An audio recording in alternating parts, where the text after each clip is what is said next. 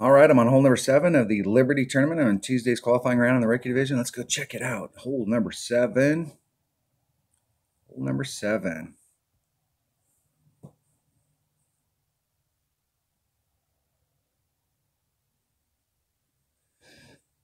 I'm going to do what I normally do on this hole. And while you won't hear these words out of me very often, there are a couple holes in this game, especially with lower developed accounts, that a big dog going into the cup. We just played the Vineyard Acres 9-hole cup, and there's one of the holes in there, one of the par 5s, that in the past, I've always used a big dog, and I've been super successful on that hole getting Albies with a big dog.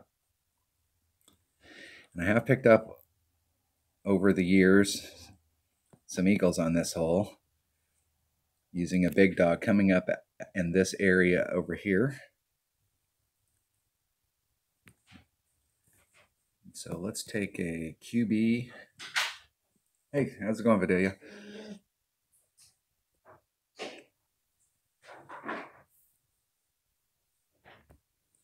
Bring a QB, number 2 bag, and a big dog. Actually, I think I have a QB and a big dog set up already.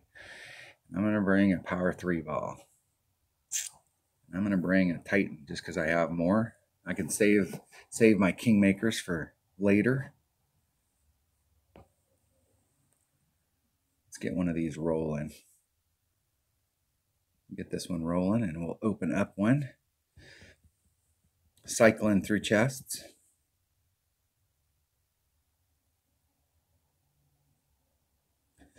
All right, here we go. I'm going to save those Kingmakers because there are a couple holes here that I'm absolutely using a Kingmaker on.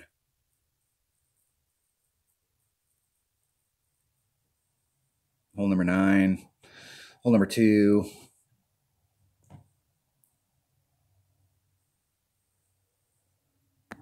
All right. I'm going to get down in the hole.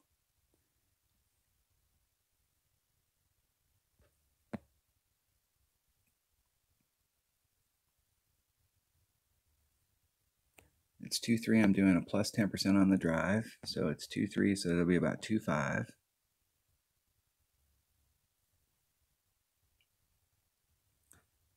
And I'm going to lean just a little. I'm going to lean up against the nubs just a little. I want to make sure there's a little bit of curl on there. That way when I hit the grate to the right, which it seems like I hit on this hole every single time I get on this hole, the ball will go to the left.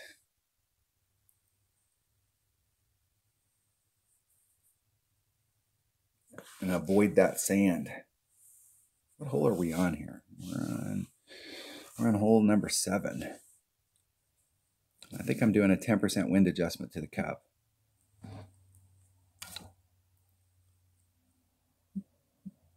I think my note said 10%. So I'm going to type in 10%. And my big dog hits 2.1 per ring. We're at max club for sure.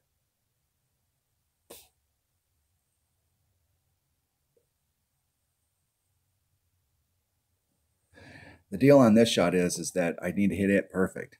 Not just because I'm trying to get into the cup and hit it perfect, because of the amount of room that you have up there, you really need to hit it perfect. Probably get away with a 1 ring grate to the left or the right, but you start hitting 2 rings grate to the left or the right and you're screwed. 3.9 divided by 2.1. So it's 2.04 rings.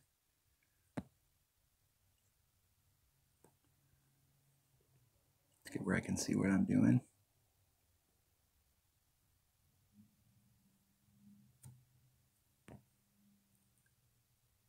Right at it. So it's 2.2 and a titch. That's a technical term. That's industry jargon right there.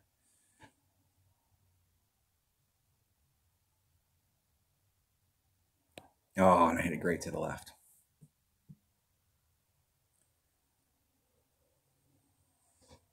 Great to the left.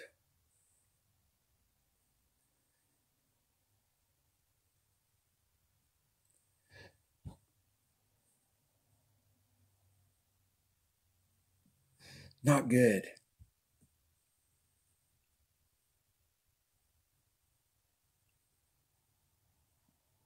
The deal is hitting on, you're coming in there with quite a bit of speed, but hitting on the side of that hill, it takes a flat bounce coming out. It doesn't take a upward bounce.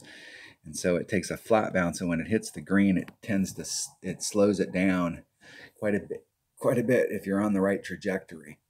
And you hit it perfect instead of great. You can, and I've seen people do it this week, if you bring out a bigger ball and your extra mile, you can get over to the other side. The deal with that of getting over there is that that's all fine and dandy if you get over, or if you fail far out there. But I've seen some people fail in the front, closer to the tee box, and you're screwed. And this account does not have good recovery clubs. I've never played Tour 7, so I don't have a Nirvana, and I don't have a Spitfire, and I don't have an upper developed Razor. I don't even have an Amazon, so I don't have anything that can hit far. I mean, all of my recovery clubs, sand and rough clubs, are short irons. And they're not even good short irons at that. So the whole deal is, when you've got a lower developed account, you have to stay in the fairway. You have to play from the fairway, because if you end up in the rough, you don't have the stuff, you can't recover. So some of those really risky shots, they look great, and if you get up in the right spot, you're awesome. But if you have anything go wrong, you're screwed. You just ruined your round. So you went from trying to go for the eagle to getting a par. I'm going to practice some of these holes. I don't know if I have enough side spin here to get where I want to get. But I am going to practice this hole. 1.1 times. Because I'm trying a different shot here that I've never tried before. I'm doing the rough bump. And with that headwind, that little bit of headwind, Grim Reaper. Grim Reaper's turning out to be, I actually never even knew that the Grim Reaper was in our bag. But after the club card trading came out and they buffed some of these clubs, they gave them a little bit. The Grim Reaper is actually a very usable club. And there's a lot of tournament holes that it's very usable. 2.7.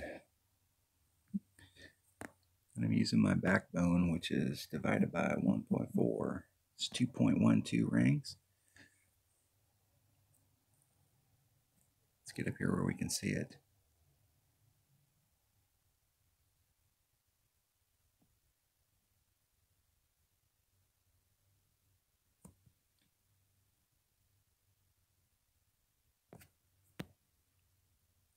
It's 2.12.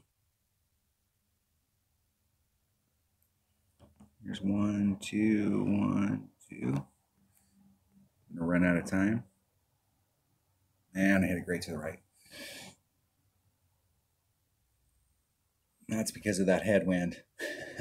These holes here, if you're in any kind of headwind at all on these holes, you're gonna have to do more than a 10%. And hitting it great to the right didn't help. Ah, that was crap. All right, that was hole number 7. Got to have some fun in this. Come on. That was hole number 7 of the Liberty tournament and Tuesday's qualifying round in the rookie division. Thanks for watching.